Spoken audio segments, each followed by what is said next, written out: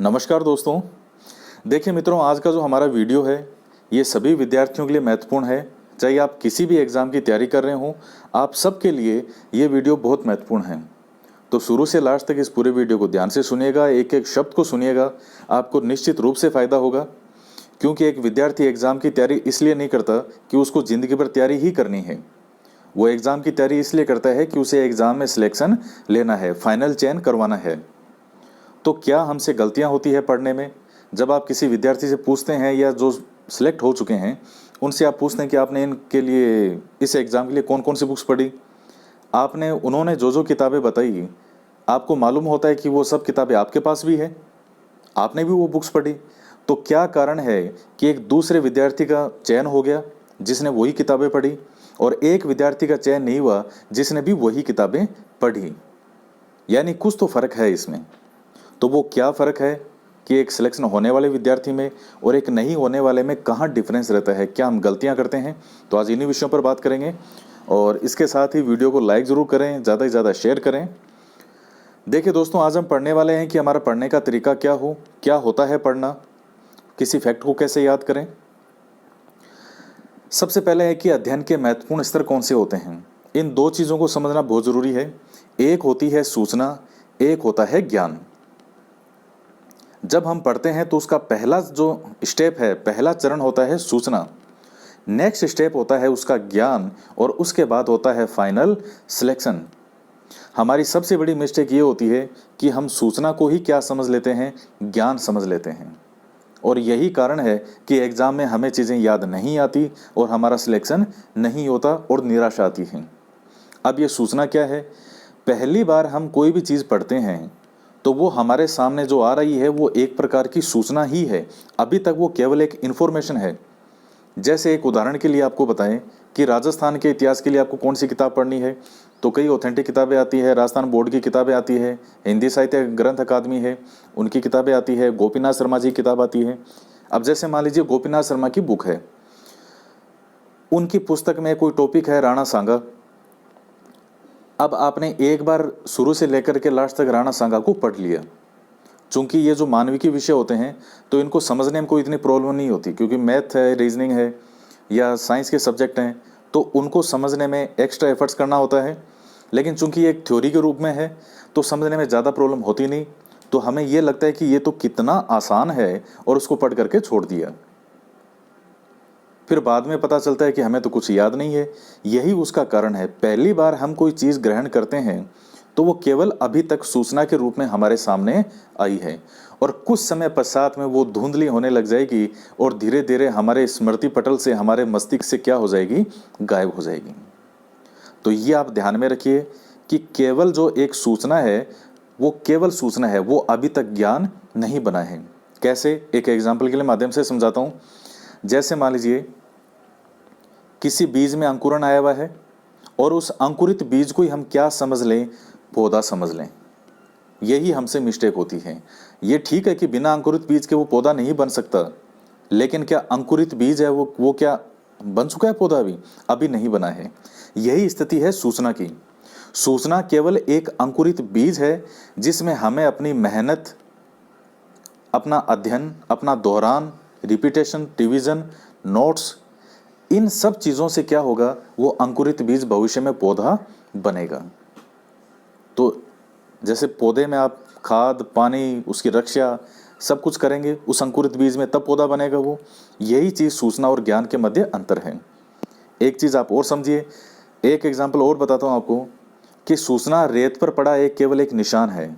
अब आप ये सोचिए कि रेत पर किया गया निशान कितनी देर रहेगा? थोड़ी देर के लिए। जो ही हल्की सी रेत की आंधी चली, हवा चली और वो निशान भी खत्म। लेकिन अगर वही निशान किस पर किए गए हो, चट्टान पर किए गए हों, तो सैकड़ों साल बाद भी वो आपको निशान वहां जो किए हुए हैं वो मिल जाएंगे। ये होता है ज्ञान। अभी और देखिए सूचनाओं के बारे में एक आंकड़ा है जो ये वैज्ञानिक दृष्टिकोण से है। साइंटिस्ट ये कहते हैं कि जो सूचनाएं होती है वो 20 मिनट बाद में हम 47% भूल जाते हैं, 1 घंटे बाद 53%, एक दिन बाद 66%, 7 दिन बाद 75%, एक मंथ बाद में 79% और एक वर्ष बाद में हम 90% सूचनाएं 95% सूचनाएं भूल जाते हैं। लेकिन ये चीज़ें केवल सूचना के साथ होती है, ज्ञान के साथ ऐसा नहीं होता। तो यानी अब ये चीज़ तो क्लियर है कि केवल सूचनाओं से सिलेक्शन नहीं होता, सिलेक्शन किससे होगा? ज्ञान से। अब ज्ञान क्या है वो देखिए। जो भी चीज़ हम पढ़ते हैं, जो भी हमने सूचनाएं ग्रहण की है, उस पढ़े हुए को दोहराना, उस पर बार बार चिंतन मनन करना, चर्चा करना, उसको गहराई से पढ़ना, नोट्स बनाना, लिखना, रिवीजन करना, ये सब चीज़ें जो है इसके बाद में जो उस विषय को लेकर के हमारी स्थिति हो जाएगी, वो स्थिति क्या कहलाती है? ज्ञान कहलाती है। फिर हम उन चीज़ों को आसानी से नहीं भूलते, वो गहराई से हमारे दिमाग में बैठता है। इसलिए केवल सूचनाओं से सिलेक्शन नहीं होगा, हमें बार बार उन चीज़ों को पढ़ना होगा, बार बार रिवीजन करना होगा, ध्यान से पढ़ना होगा।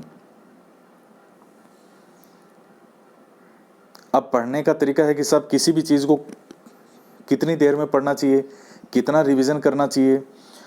तो जो वैज्ञानिक एक इसका नज़रिया है, वैज्ञानिक रूप से किस तरीके से कहते हैं जो किस तरह से पढ़ना चाहिए, तो कहते हैं एक टॉपिक को एक दिन में कम से कम 4 बार पढ़ना चाहिए। आप 3 बार भी पढ़ सकते हैं, ऐसा कोई हार्ड एंड फास्ट रूल नहीं है।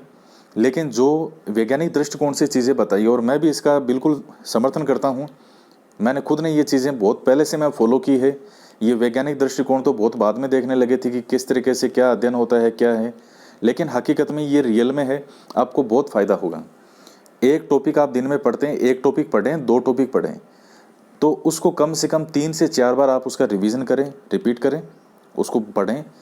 24 घंटे बाद में पढ़ने के बाद में एक बार उसका दोहरान अवश्य करें, और 24 घंटे बाद भी दोहरान करें तो ऐसे पढ़ें जैसे आप उसको पहली बार पढ़ रहे हैं। फिर उसके एक दिन बाद आप सुबह और उसका रिवीजन करें, और 3 दिन के बाद में आप उसको आफ्टर 1 मंथ जो है वो दोबारा पढ़ सकते हैं। हालांकि मेरा जो है इसमें वो ये है कि मैं तो ये कहता हूँ कि 4 दिन बाद, 5 दिन बाद, 6 दिन बाद, जब भी आपको बीच में समय मिले, या यूं कहें कि समय निकालना होगा, जो आपने पढ़ा है उसको निकालिए, उसको रिवीजन कीजिए। आप 10-15 मिनट के अंदर अंदर 20 मिनट में आप उस पूरे टॉपिक को रिवीजन कर लेंगे आप। तो वो कंटिन्यू ज़रूरी है, और चित्र के रूप में, डायग्राम के रूप में वो पेज आपके दिमाग पे फिक्स हो जाएगा, छप जाएगा। वो पेज आपको याद आ जाएगा कि इस पेज पे क्या क्या अक्षर लिखा हुआ है। तो दोस्तों ये चीज़ जो है ये बहुत महत्वपूर्ण है कि केवल पढ़ना ही जो है केवल सूचना नहीं है। हम सूचना को समझ लेते हैं कि हमने पढ़ लिया है, हमें याद हो गया है, जबकि अभी तक वो सिर्फ हमारे स्मृति पटल में आया है, कुछ समय बाद गायब हो जाएगा। हमें उसको कन्वर्ट करना है ज्ञान में। अब आता है कि किसी भी पुस्तक को पढ़ने का तरीका क्या होना चाहिए। तो उस पुस्तक में 3 चरण होते हैं, 3 तरह से वाचन है, जो कि आपके लिए सबसे बेस्ट है, हर व्यक्ति के लिए बेस्ट है। सबसे पहला, जब भी आप कोई पुस्तक खरीदते हैं, जैसे मान लीजिए राजस्थान के इतिहास के लिए मैं बात करूं, गोपीनाथ शर्मा जी की बुक की बात करें, आपने ये देख लिया कि उसमें जो भी सिलेबस है वो सारा है आपके। जैसे मान लीजिए जो टॉपिक सिलेबस में है ही नहीं, वो एक अलग बात है, वो हमें नहीं पढ़ने। लेकिन जैसे कोई बुक है, आपने पढ़ा है कि हाँ ये सब हमारे सिलेबस में है, तो उसमें सबसे पहले ऑथेंटिक किताब है, तो निश्चित रूप से उसमें जो राइटर है पुस्तक का, उस राइटर के बारे में लिखा होगा, उसको पढ़ें। विषय वस्तु क्या है, क्या उसमें सारणियाँ, जितने भी चैप्टर हैं सबके नाम लिखे होंगे, उन सबको आप एक बार ज़रूर पढ़ें। विषय सूची को ज़रूर पढ़ें, पूरा ढांचा आपके दिमाग में कवर हो जाएगा। उसके बाद पहली लाइन से लेकर के और उस पुस्तक की लास्ट लाइन तक आप एक बार उस पुस्तक की केवल रीडिंग लगा लें। केवल रीडिंग, कोई चीज़ आपके समझ में नहीं आ रही है, कोई बात नहीं, उसकी कंटिन्यू रीडिंग लगाते रहें। पहले पेज से लेकर के लास्ट पेज तक आप उसकी रीडिंग लगा लें, लेकिन इंटरेस्ट के साथ, रुचि के साथ। ऐसा नहीं करना है कि साथ में सॉन्ग भी चला रखे हैं, एक साथ आप गाने सुन रहे हैं, एक साथ पुस्तक को भी पढ़ रहे हैं कि जो अभी तो बस पहली बार में तो पढ़ना ही है। नहीं, जब पढ़ें तो पूरी तरह से पढ़ें, शुरू से लास्ट तक उस बुक को एक बार अच्छे से पढ़ दें, उसको रीडिंग कर लें। अब आता है दूसरा चरण, जो कि सबसे महत्वपूर्ण चरण है। अब इस चरण में आपको एक दिन में 1 टॉपिक, 2 टॉपिक जो भी हैं उनको निकालें, और स्टेप बाय स्टेप एक एक लाइन को समझते हुए आपको पढ़ना है। दूसरा, जो पॉइंट आपको महत्वपूर्ण लगे, क्योंकि चूंकि आप एक बार किताब पढ़ चुके हैं तो एक ढांचा आपके दिमाग में पूरी पुस्तक आ चुका है कि पुस्तक में है क्या। उस चीज़ को आप अंडरलाइन कर सकते हैं पेन पेंसिल से, मार्कर से, जो भी आपके पास उपलब्ध हो। कुछ आप साथ में लिखना चाहें पॉइंट, कुछ जोड़ना चाहें, वो भी आप उसमें जोड़ सकते हैं। जो चीज़ आपको समझ में नहीं आ रही है तो उसको ढूंढें, कहीं और पुस्तक में ढूंढें, सर्च करें, नेट पे सर्च करें। ऐसा नहीं है कि समझ में नहीं आ रहा उसको छोड़ दिया, ड्रॉप कर दिया और आगे चल दिए, नहीं। एक एक पॉइंट को अब आपको बहुत गहराई से समझना है।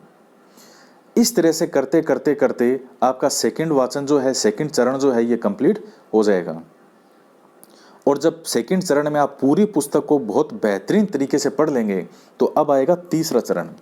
और तीसरे चरण के अंदर आपने जिस तरह से पहले चरण में उस पुस्तक को शुरू से लेकर के लास्ट तक पढ़ा था, उसी प्रकार से तीसरे चरण में आप पुनः आपको पहली लाइन से लेकर के लास्ट लाइन तक आपको पढ़ना है। लेकिन आप पहली बार वाचन वाले में और इस तीसरे वाचन में बहुत फर्क है।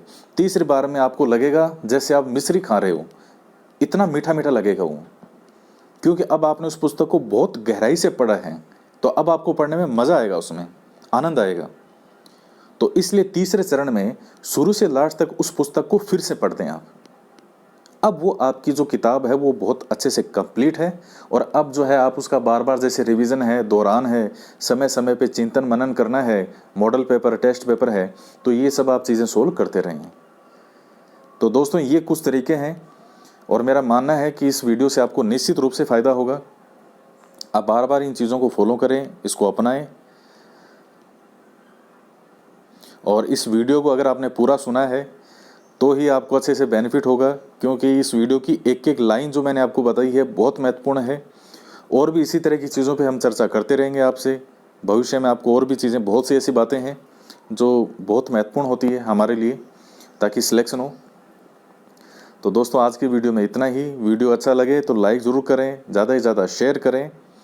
और इसके साथ ही अगर आप इस चैनल पे पहली बार आए हैं तो इस चैनल को सब्सक्राइब ज़रूर करें। हर वीडियो के नीचे एक सब्सक्राइब का बटन होता है रेड कलर में, उस पर क्लिक करने के पास में एक बेल आइकन भी बना होता है घंटी सी, उस पर भी क्लिक ज़रूर करें ताकि हर नए वीडियो का नोटिफिकेशन आपको मिल सके। तो दोस्तों, आज की वीडियो में इतना ही। मिलते हैं नेक्स्ट वीडियो में एक नए टॉपिक के साथ। जय हिंद, जय भारत।